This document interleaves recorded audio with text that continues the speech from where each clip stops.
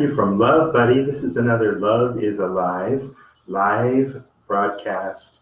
It's 10 p.m. in New York right now, and it's 10 a.m. here in the Philippines where I'm at. And I just wanted to share with you today some ideas about how love benefits your life, how love has changed my life, having love as the center of your life. Most of us have no life center at all, and it's something that I was looking for a very long time. I was looking for a center, kind of a central philosophy, something that I could fall back on when I needed to make decisions about what to do in life, when I needed to have kind of a reference about how to feel about something, a philosophy, and maybe a way to know the world, know myself, that's going to be foundational, that's going to be stable, that's going to be real, that's going to be reliable. And I looked in so many places from when I was very young. When I was 7, I was looking into religion because I was born and baptized Catholic. And I was looking for that, and I didn't really see that in Catholicism. A lot of wonderful things about Catholicism, but it didn't provide the foundation that I wanted and the reference that I wanted. And the way to move forward, how to know myself, how to know the world, how to know what to do with my life. So I kept looking. And I got involved in some occult things. I was interested in hypnosis too. I was interested in handwriting analysis. When I was about 9, 10 years old, I studied extensively handwriting analysis, something called graphoanalysis, which is a kind of handwriting analysis. And I studied, I thought maybe if I could understand that, then that would give me a key. It would give me some kind of a insight. I thought hypnosis would give me an insight. When I was maybe 11 or 12, one of my substitute teachers at school was a very interesting guy. He had a brother that was interested in astral projection and in ESP. So we did some experiments where I was at my house. I never really, well, I finally met him in person, but in the beginning I did it. We communicated, I guess, by telephone, and we'd set an appointment. I would hypnotize myself, and then I would try to read his mind. And he was drawing a picture in his mind of a boat or a violin, for example. And then I interpret that as a boat.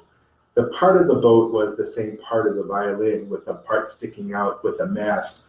And so I felt like it kind of worked. And I didn't know what that was, so I put a boat under it. I thought maybe that was the mast. But actually it was the top of the violin he was focusing on. But anyway, I got into these types of things because I was looking for the key. I was looking for the secret. I was looking for access to our soul, to something that was permanent, something that was real, something that was significant, and something that I could use to guide my life.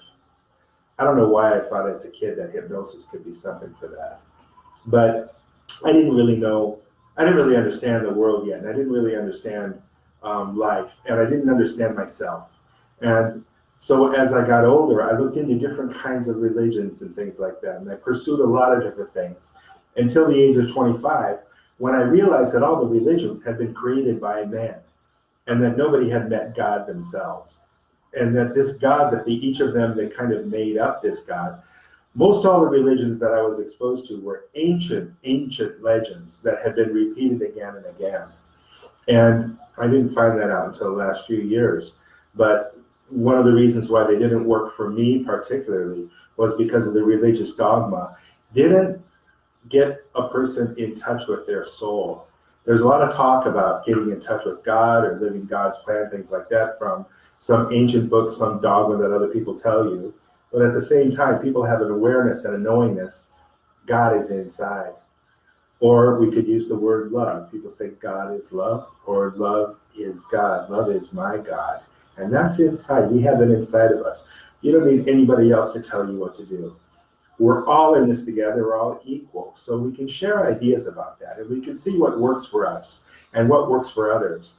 And we can give each other a lot of space to experiment and learn and grow, make mistakes, and do our best to live a love-centered life, if that's what we want. But I wanted to share today some of the things that I thought were so great about having a love-centered life, and how it just blows out of the water. There's no comparison. Love as of center for life is up here for me in my experience. And everything else, a dozen other things that I've tried, including a lot of self-help seminars and books and things like that. I even did a 12-step program for alcoholics because I got a drunk driving I got a drunk driving ticket. So I thought, well, maybe I'm an alcoholic. I found out that I wasn't, that I didn't really have a dependence on alcohol because it was really easy for me to just completely quit. But I did have a dependence, and I do have an addiction that is quickly going away with food. So I had this relationship with food, and I didn't realize how strong that relationship was. So anyway, love is helping me to replace this false idea in my mind. Like a heroin addict, they think, oh, I'm just going to get high one more time. I really got to have it, because that's all they know. Well, that's all I knew was food, and food was my go-to. Every time there was stress, every time it's time to celebrate, every time it's time to, I'm worrying too much, or there's some problem, or I'm really happy, or I'm bored, food was always the thing that I would go to, and it's made me overweight for so many years. Well, now I'm learning enough about love and how I can use loving myself, compassion for myself, understanding, and redirect that yearning for food into a relationship with love and experiencing love and having the confidence and the foundation that I know and I trust in love that I'm going to be okay. I don't have to panic and fall back on that. So this is one of the many things that love has had a major effect on my life. And now I have complete confidence and complete belief in love that I'm going to continue like I am lately. I'm going to continue to lose weight. I'm going to continue to lose that extra fat that I have on my body from just eating because I thought that was love. That was the best I knew. That I was craving that. But I found out more about what that was, what was happening. So now I feel much better about that. Okay, so I just want to share some of these things. Some key benefits of a love-centered life. By the way, thanks for your feedback. Anybody that gives feedback, that's just golden here. We just really appreciate any participation that you might decide to partake in. So the great thing that love has done for me in my life is it's given me a solid foundation that always works. It always works. It always works. When I was a Jehovah's Witness, they had a lot of literature you could read, and they had a lot of ideas. There's a lot of things to study.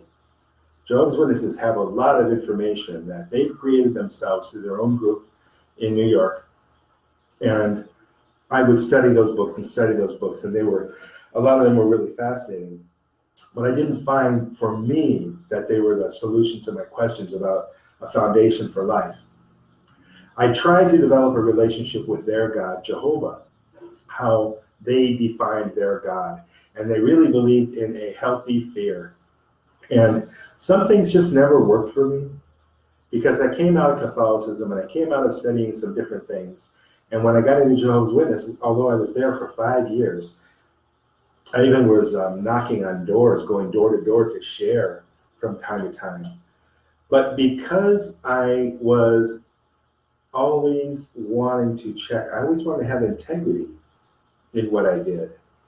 And I've never met anybody who really has tried different religions. They get involved in, they're not involved in any religions at all. They claim that they're an atheist or an agnostic or they're this or that, whatever they were born. And then they come across this religion, and then they really get into that religion. They say, well, that really saved me, blah, blah, blah. But they haven't really compared that religion to another religion. And for me, when I was a Jehovah's Witness, I had already been around the block a little bit, even though I was only 15 years old, 14 years old. I still had a little bit of experience. So these things ate away at me. And I thought, there's no integrity in this. The way these people are living, the example they're setting, there's no nurturing here. And I look for nurturing, and I knew to look for nurturing. When I got the cold shoulder from people, when I needed some advice, when I needed some help, when I saw others need help and advice, they have a thing that's called disfellowshipping. And that is shunning. That is kicking you out. It's, what do the Catholics call it? I forgot the word. But these different cults or these different tribes, they have ways of kicking you out and not accepting you anymore if you don't live up to what their expectations are. So if you have a foundation of a God that kills you for not obeying him, if you have the foundation in your tribe of cutting people out, of eliminating them, of this is hate, this is a kind of hate. It's a kind of ignoring somebody. It's a kind of, and when I experienced that, when I was leaving the Jehovah's Witnesses, I had already lost my family because I left Chicago and I was living in Los Angeles, and the only family member that cared about me anymore was my brother, who brought me into Jehovah's Witnesses. Well, when I was put in Jehovah's Witnesses, of course, he had not wanted to have nothing to do with me. So I already lost all my family. I didn't have them, didn't have any relationships with them, didn't have any nurturing at all from them. And then all of my friends were Jehovah's Witnesses. And so I lost all my Jehovah's Witness friends when I quit that. And so I noticed if people shun you because you don't follow their cult, maybe you haven't done anything wrong in the world, you haven't hurt anybody, but you just don't follow their dogma anymore. You no longer want to be part of that tribe. Well, that's how tribes work. You know, if you're not with us, if you're not for us, if you don't follow us, you're against us. This kind of a binary mentality. And believe me, there's no love in that. There's no compassion in that. And I knew instinctively there's something wrong with that. I don't care what they say. I don't care how they portray their God or their philosophy or their tribal rules and dogma. If it doesn't include compassion, understanding, nurturing, respect, kindness, consideration, patience, if it doesn't have these qualities of love, it's not for me. And if that God is real, when I turned 25, I just said, look, God, I'm not going to live up to this idea. I think it's hypocritical. I think it's a life lacking integrity, and I know better. Well, when I stood up to God and I said, strike me dead, whatever, give me a sign, tell me, then nothing happened. And I realized those gods, whether it was that born-again Christian God that I had worshipped, whether it was that Scientology that I had gotten involved in, and L. Ron Hubbard is essentially their God, or if it was Jehovah's Witnesses or Catholicism, there was nobody there. So I realized there's something else going on here. These are man-made solutions. So that's when I started my journey, and my ability to distinguish between something that is love-centered, something that is love-based, something that has the qualities of nurturing and kindness and compassion. I found that these were things that nobody can disagree with. Nobody can say, oh, we don't believe in compassion. They don't practice it, they don't do it, they don't do nurturing. When you disfellowship somebody, or the Catholics excommunicate, when you do that, that's not nurturing. They call it tough love. That's a lie. It's not love. It's just being tough. It's being cold. And it's abandonment. So that's not part of the love model. That's not part of what nurturing is. And I knew in my heart, there's something wrong there. I had an instinct, I had an intuition, and I couldn't put words on it. I couldn't describe it.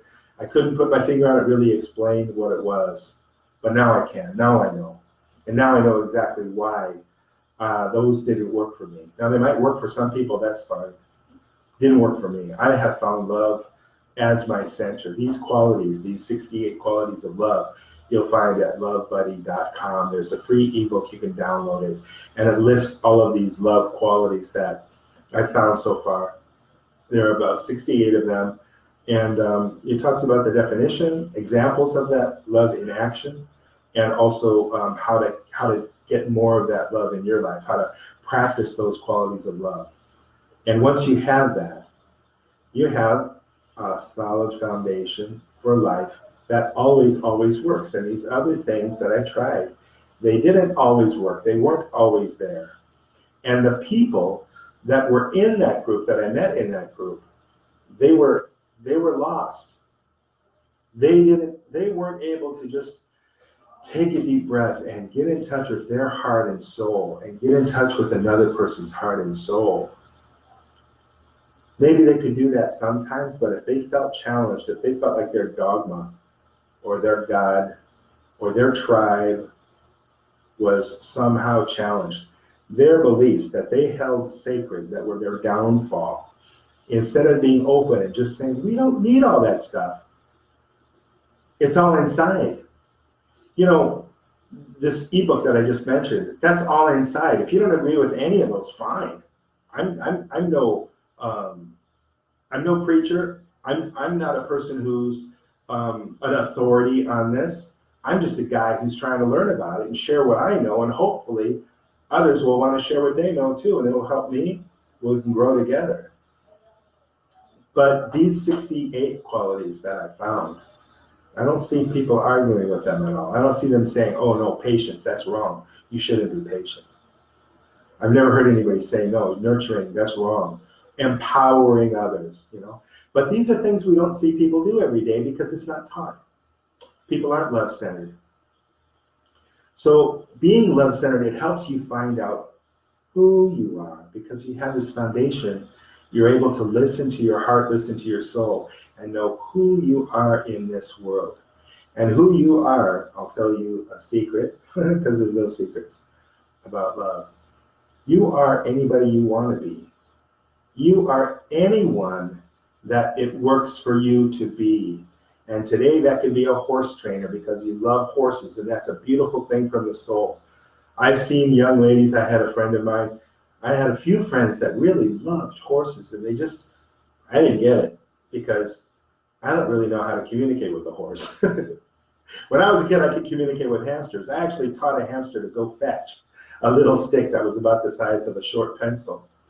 The hamster I could communicate with, I could understand, I could connect with. Horses I couldn't. But if you love horses today and you want to do a ranch and you want to train horses or you want to feed them or whatever you want to do, that's fantastic.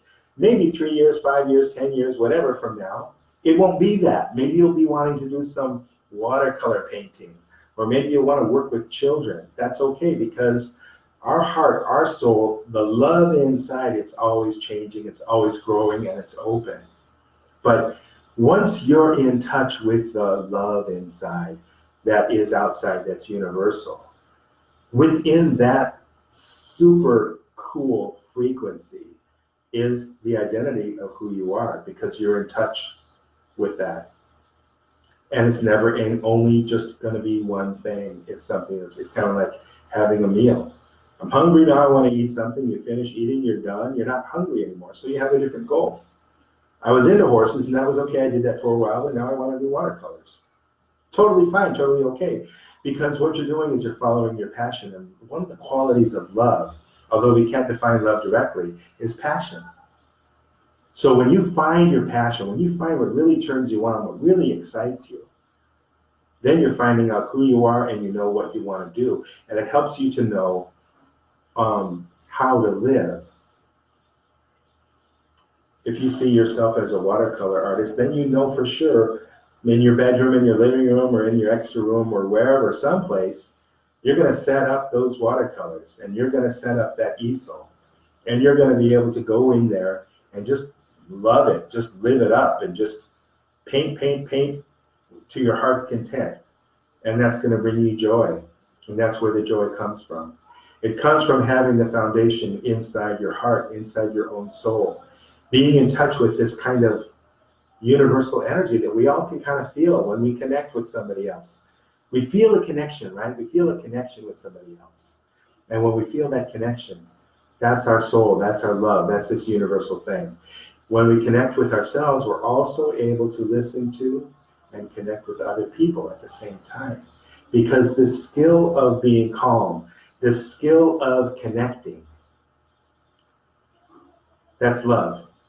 It's finding the love, this undefinable thing inside from which all of these cool things come. And one of them is knowing who we are, what we want to do, then how we're going to live our life. What kind of a home do we want? Or are we always going to be traveling because we love traveling or adventure or exploration or research? How do we schedule our day? What do we do for work, for a living, to make money, to survive? What kind of people do we hang around with? Are they people who hate watercolors? I would think not, right? You might want to have friends that either are interested in your artwork and they want to see it, or they want to buy it, or they want to interact with you. Maybe they want to do watercolors too. Maybe they have a gallery. It's something that would support who you are, what you're doing. If you're not doing that in your life, if you haven't found what it is that you love to do, and if you're not surrounded with people and surrounded with an environment that is empowering who you are, what you want to be, and what you want to contribute to the world, you're not in touch with love. You don't know what love is. I don't care what your religion, what your philosophy, what your thing is. If you're in touch with love, when you understand love, you know how to love yourself. And you're in touch with your passion. And you're surrounded in an environment that's a supportive one. And if you're not in touch with love because you're not making the right choices. You're not making choices that are empowering you and that can empower those around you, that can empower the world. And that's one of the key qualities of love. That's part of this nurturing concept. You don't know how to nurture yourself if you don't know who you are. You're not going to know who you are if you're not in touch inside. You can't be in touch inside if you don't really seek out and understand what love is about, and how love works. It helps you find your place in the world. So if your place in the world for right now is to do watercolor paintings, that's beautiful. You know, that brings so much joy to people. People really love to see paintings. People love to see artwork. You're not necessarily feeding the hungry. You don't have to do that. There are people that are going to do that once they find their soul, once they find their calling. That'll be their job to do. So you don't have to feel guilty that you're not giving to some charity or something like that. If you feel moved, if you feel compassion, and you want to kick in so much money or so much time every month to help out at the soup kitchen, or you want to send money to the kids in Africa so they can go to school or buy books or buy new shoes, fantastic. You can do that and do watercolors, and that's a wonderful balance. Because if you're just in there doing watercolors all the time, maybe you want to interact with community more. Totally up to you. That's what I find.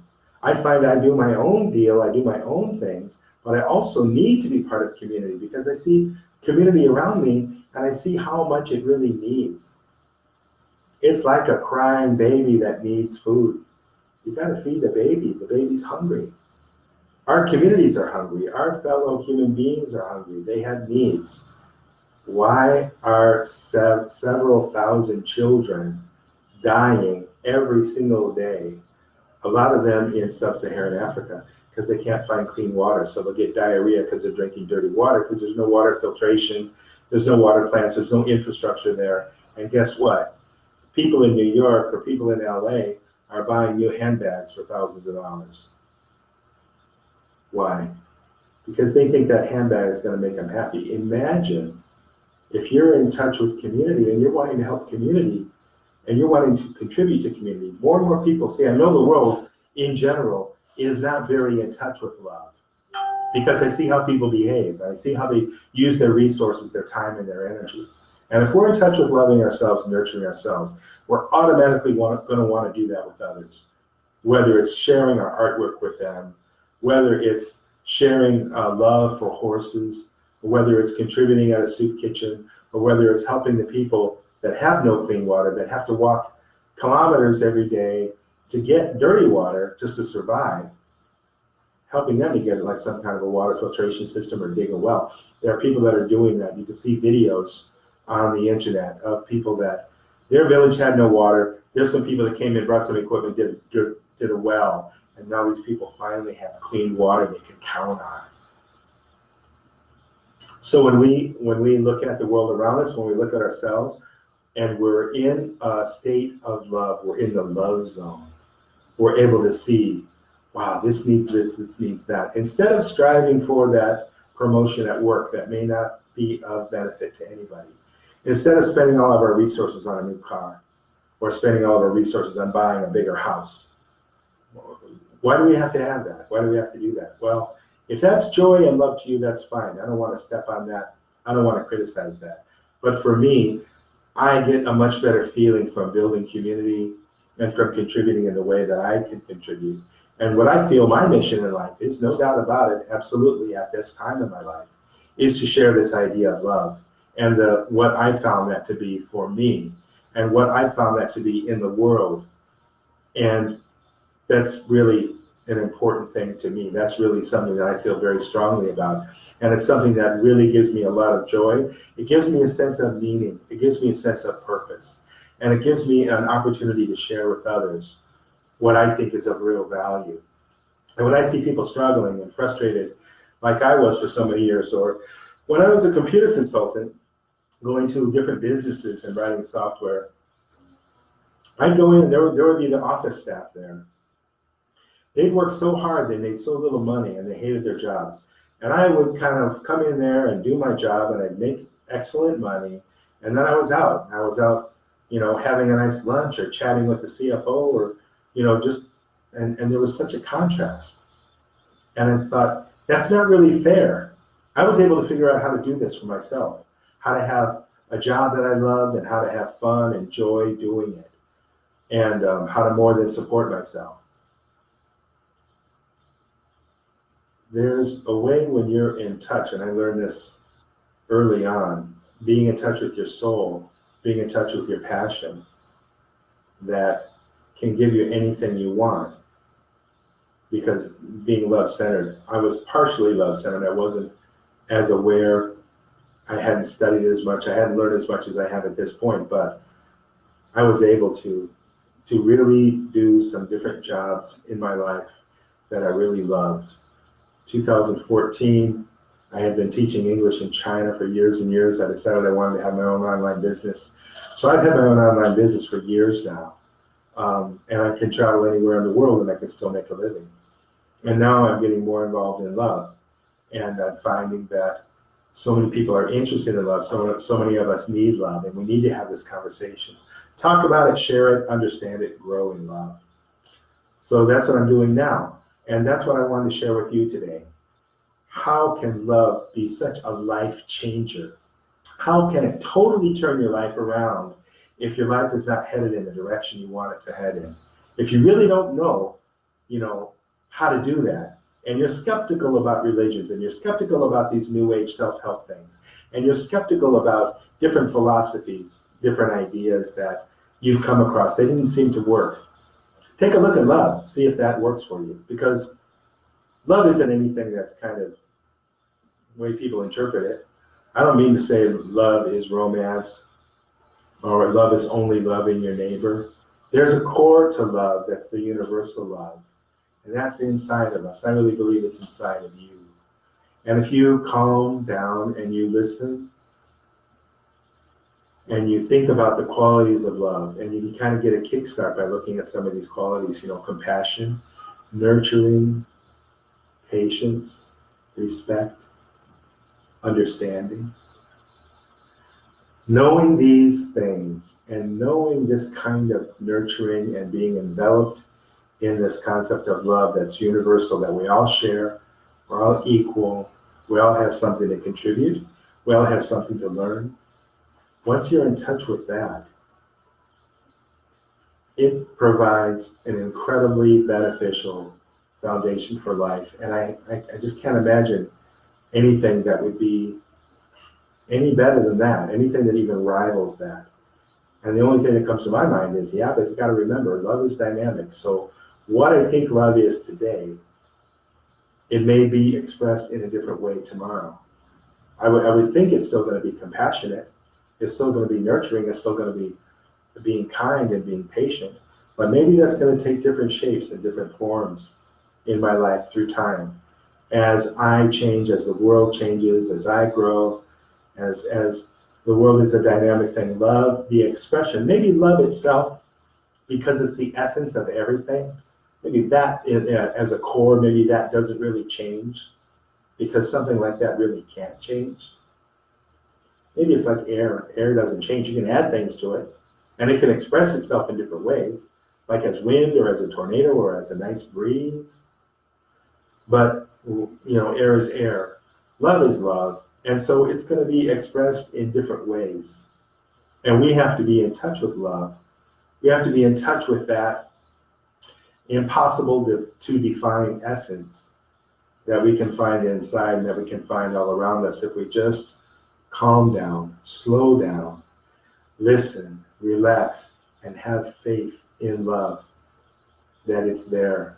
And once you feel that faith, once you feel that calmness, once you say, oh, this kind of thing comes over you, I can feel it physically come over me in a real subtle way. It's not like some crazy, wild thing, but it's almost kind of like just a calmness.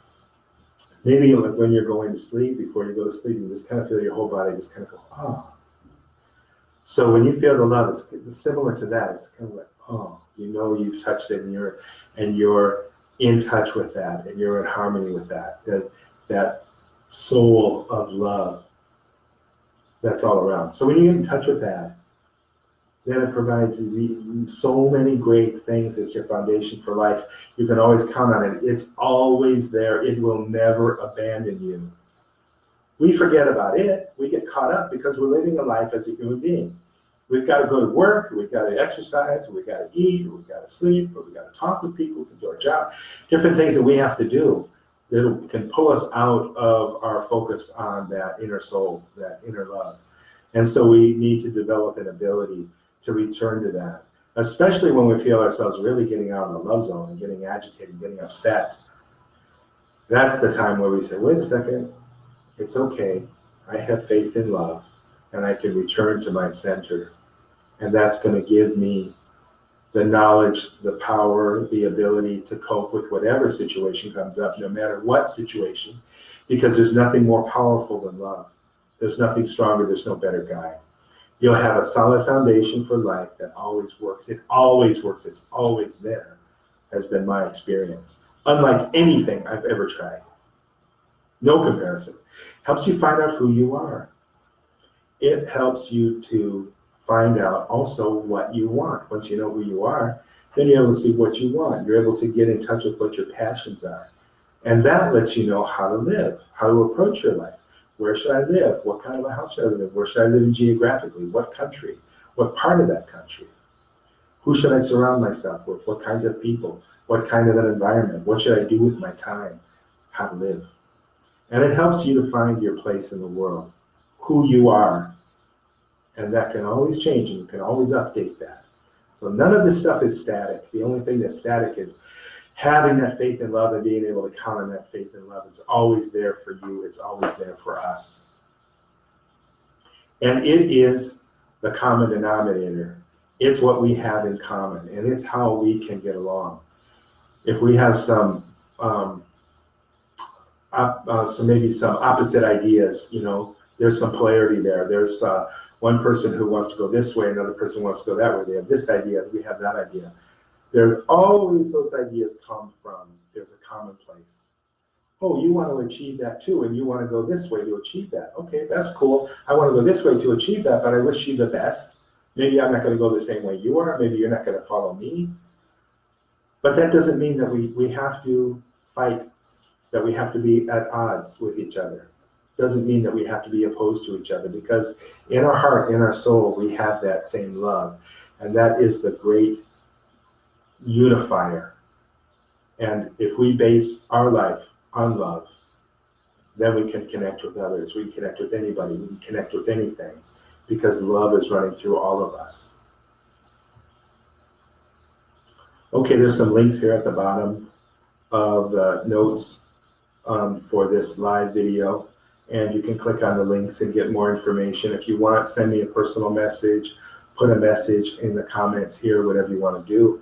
Happy to hear from you. It looks like there's comments here, but I can't see them. I'm sorry. I clicked on this thing, and it says there are comments, but I can't see them during the video, and I still haven't solved that problem. Anyway, thank you so much for listening. And tomorrow I'll be here, same time. 10 p.m. New York time. That's about 34 minutes ago. Here every day, 7 days a week. Thank you so much for being here. Thank you so much for being you. And the world needs you. We need you. We need what you have to contribute. We want to share with you what we have, and we want you to share the love that you have in your heart. And we want to connect on that level. The more of us that connect on this basic foundation of love in our lives, the more peace we'll bring to earth, the more harmony we'll bring to earth, the more starving children will be fed, and the more joy, happiness, and passion we'll have in our lives. So I invite you to become more involved in love in your own life, however you see that. Because I'm not the boss, I'm not the authority, you are, for your own life and what you want to do. I'm just a peer. I'm just somebody that you can share with, and we can share ideas with. Okay, once again, thanks so much for listening. I love you. Have a wonderful day, and I'll see you tomorrow at the same time.